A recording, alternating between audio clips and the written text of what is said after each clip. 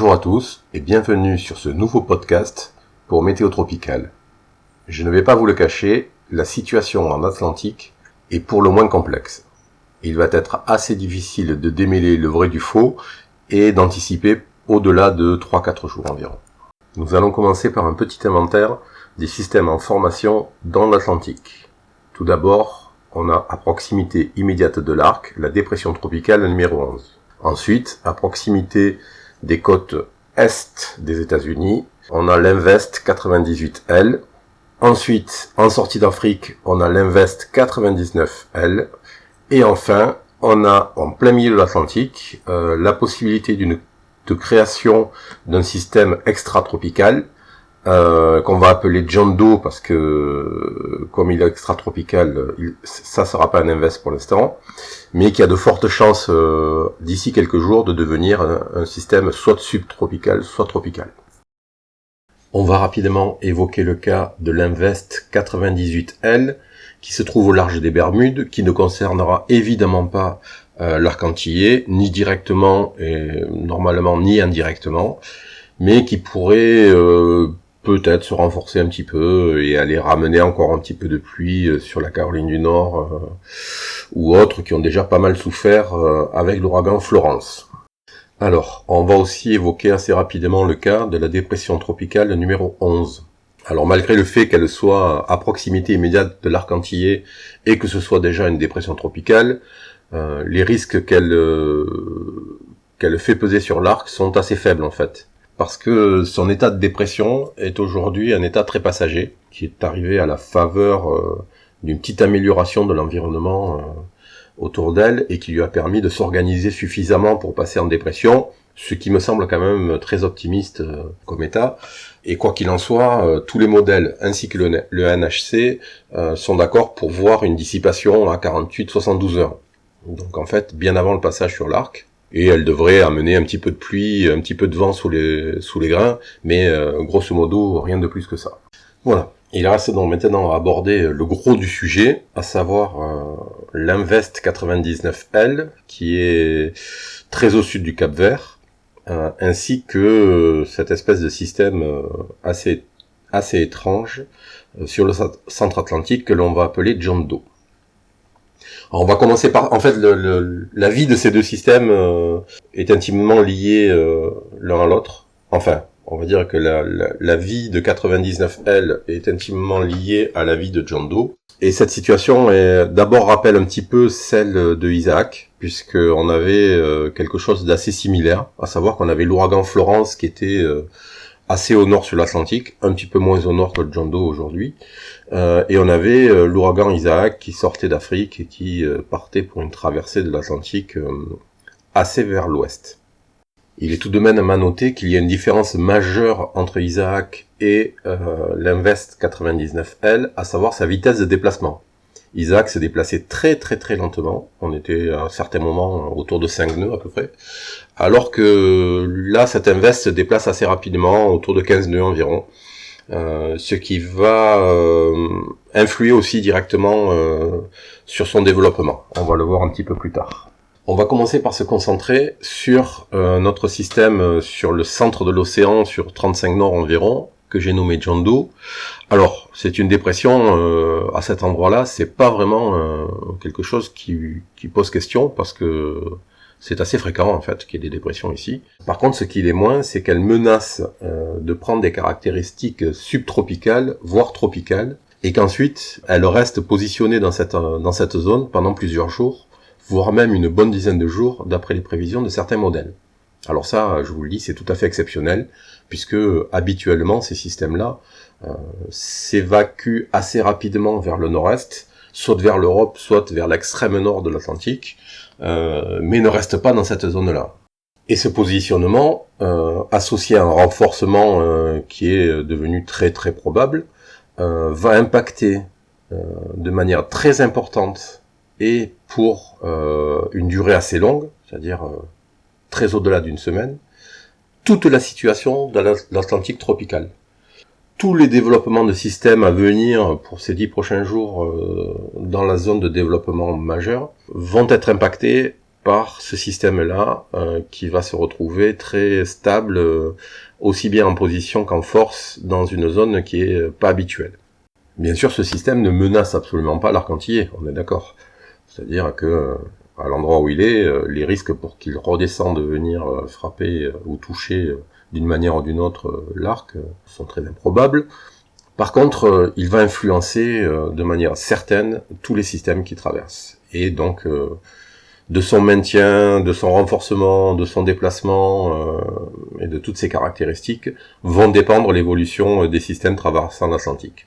Ce qui rend justement ces traversées beaucoup plus imprévisibles qu'en temps normal, où il est qui est prévu de rester assez stable en position en fait, est très difficile à prévoir parce que on dit il va rester stable mais il va bouger. Et puis son mouvement va être très très difficile à prévoir. Quand on a un déplacement vers l'ouest par exemple, on sait que en fonction des systèmes de pression, ça va remonter et de sa vitesse de déplacement, ça va remonter plus ou moins rapidement vers le nord. Les modèles arrivent à gérer ça de manière assez simple. Mais là, pour un système qui est prévu d'être assez stable en termes de localisation, ça devient plus compliqué parce que d'abord, statistiquement, ils ont très peu d'expérience sur ce sujet-là, puisque ce sont des situations très rares. Donc, ils n'ont pas les statistiques suffisantes pour élaborer une prévision. Et ensuite, dynamiquement, c'est assez compliqué parce que l'environnement autour de ce système, qui est un environnement de haute pression en fait, est très fluctuant et donc ces interactions vont être difficiles compte tenu qu'elles vont se jouer sur pas grand-chose parce que là on parle de quelques degrés de mouvement vers le nord, vers le sud, vers l'est ou vers l'ouest, jusqu'à 5 degrés à peu près, ce qui est peu en fait sur une échéance à 10 jours. Donc savoir si ça va bouger de 4 degrés vers le sud à 2 jours, à 3 jours, à 4 jours, c'est quasiment impossible à faire aujourd'hui pour un modèle. Donc cette instabilité dans la prévision rend totalement instable la prévision pour les systèmes qui vont se former à son sud. Et tout ceci va nous ramener directement au risque de renforcement de l'Invest 99L à proximité d'Afrique. Alors je vais vous faire une petite parenthèse, parce que je lis souvent beaucoup de choses erronées sur le sujet. Donc quand le NHC parle de risque de renforcement, c'est un risque a priori de passage en dépression tropicale la plupart du temps. D'accord ? C'est pas un risque de passage en ouragan. C'est un risque de passage en dépression, voire en tempête tropicale pour les systèmes qui se développent rapidement. Ce qu'il faut aussi comprendre, c'est que lorsqu'on parle de cyclone, en fait, on parle de systèmes qui ont des caractéristiques cycloniques, à savoir une circulation des vents fermés autour d'un centre dépressionnaire. Et ça, c'est une caractéristique qui va de l'état de dépression tropicale jusqu'à celui d'ouragan. C'est-à-dire un cyclone, ce n'est pas qu'un ouragan. Un cyclone, ça peut être une dépression tropicale, une tempête tropicale ou un ouragan simple ou majeur. Fin de la parenthèse sur le sujet. Donc on revient à notre Invest 99L. Et comme je disais, son développement est directement lié à notre système John Doe à son nord. Alors si on commence par regarder les trajectoires, on se rend compte que, même si c'est à moindre échelle, on est dans une situation assez similaire à celle de Isaac, avec des prévisions qui vont d'un passage très au sud de l'arc antillais à une remontée plein nord bien avant l'arc antillais. Parce qu'encore une fois, comme pour Isaac, la présence d'un système assez puissant au nord laisse les modèles dans l'expectative, à savoir que ce système va pouvoir soit bénéficier d'une ouverture dans les hautes pressions effectuées par le système au nord, et donc remonter assez rapidement, soit en fait être coincé par des hautes pressions qui vont encercler un petit peu le système au nord, et qui donc vont lui imposer une trajectoire très à l'ouest en fait, et voire même des fois bien au sud de l'arc, comme on peut le voir sur ce schéma, sur un des modèles qui voit un passage quasiment au sud de l'île de Grenade. Comme je vous le rappelle souvent, la prévision, que ce soit en termes de trajectoire ou d'intensité d'un système météo en zone tropicale, est avant tout une question de tendance. C'est-à-dire que, contrairement à ce qui se passe en Europe, où on a une prévision météo assez stable, assez simple à réaliser, ici, tout est très mouvant en fait. Et que donc on n'a pas de prévision même à 24 heures, on l'a vu pour Isaac, les choses peuvent changer de manière quasi radicale. Donc on ne doit s'intéresser qu'aux tendances et au consensus des modèles. Or, dans ce cas-là, comme pour celui d'Isaac, on se rend bien compte que il n'y a pas vraiment de consensus de trajectoire, en tout cas pas au-delà de 5 jours, et que il est difficile d'en déterminer une tendance. Alors, si on prend le seul modèle GFS, qui a été très performant pour Isaac, clairement, et qu'on applique la logique de la tendance à chacun de ses membres, en fait, puisque un modèle comme celui-là est fait de nombreux sous-modèles, en fait, que l'on va compiler pour avoir une trajectoire définitive, une trajectoire possible, et que l'on regarde ce que l'on appelle un box plot de l'ensemble de ces modèles, on voit bien que, voilà, à partir de 5 jours, à partir de 4-5 jours, ça devient un peu n'importe quoi. Donc bon, la tendance aujourd'hui majeure est pour une remontée légèrement au nord, un petit peu avant l'arc antillais, mais très franchement, j'y miserai pas grand-chose dessus, parce qu'encore une fois, c'est trop loin et que l'environnement va être trop variable d'ici là pour qu'on puisse s'appuyer sur cette prévision-là. Donc, le risque que ça touche l'arc existe bien entendu, et il ne faut pas le cacher. Alors, concernant l'intensité, la prévision de l'intensité, c'est bien entendu la même chose que ce qui concerne la prévision de trajectoire. Rien n'est fait en fait, rien n'est joué, parce que comme je l'expliquais tout à l'heure, le renforcement, le niveau de renforcement de John Doe au nord et sa position à un instant T va directement influer sur les vents de cisaillement que va recevoir 99L au moment où elle sera à son sud. Donc là, pour l'instant, on est clairement dans une situation très complexe et pour laquelle il va être très difficile de faire une prévision. Néanmoins, on a quand même des données qui viennent des modèles de prévision, et ces données sont pour l'instant finalement assez stables, c'est-à-dire que très peu de modèles globaux prévoient un renforcement. Le GFS et le CMWF ne voient pas de renforcement significatif au niveau de la traversée. Peut-être une petite dépression, mais pas grand-chose de plus en tout cas.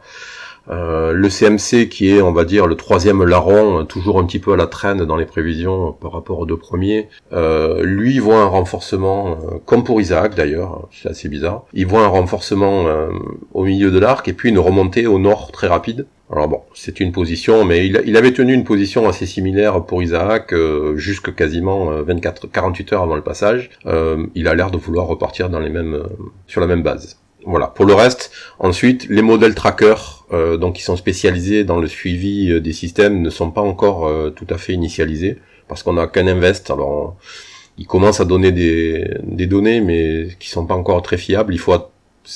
Les données seront fiables si le système passe en statut cyclonique, auquel cas, là, on pourra commencer à s'y intéresser de manière sérieuse. Donc, pour l'instant, grosso modo, la tendance des modèles globaux, c'est pas de gros renforcement, donc pas de gros risque pour l'arc.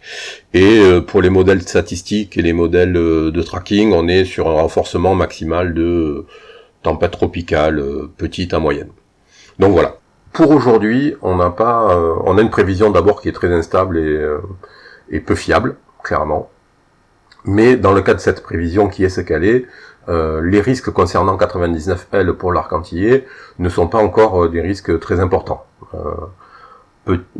Une onde, une petite dépression, une petite tempête, enfin voilà, ça navigue un petit peu dans ces eaux-là. Donc ne nous y fions pas trop, parce qu'il pourrait y avoir des développements à venir, pas forcément favorables pour nous d'ailleurs. Donc il faut pas que la comparaison avec Isaac se maintienne, parce que même si la situation est assez similaire, son développement peut être tout à fait différent, dans le sens où par exemple Isaac a reçu de gros vents de cisaillement venant de Florence, qui étaient très fortes et qui étaient beaucoup plus proches du continent américain que ce que l'est aujourd'hui John Doe. Donc forcément le développement sera différent. Donc ne nous basons pas sur l'histoire et sur le passé concernant Isaac pour tirer des plans sur la comète concernant l'Invest 99L. Ça ne se passera pas de la même manière. Ça, c'est quasi certain. Alors, est-ce que ça se rapproche d'Isaac? Est-ce que ça sera très différent? Ça, par contre, encore une fois, il va falloir attendre je pense au moins 2 ou 3 jours pour y voir plus clair et pour pouvoir commencer à envisager une prévision avec un tout petit peu plus de fiabilité qu'aujourd'hui. Voilà. Sur ce, je vous souhaite un bon week-end. Ne vous stressez pas sur ces systèmes météo. Pour l'instant, rien n'indique qu'ils sont une menace importante pour l'arc antillais. Donc, on a encore du temps pour voir venir.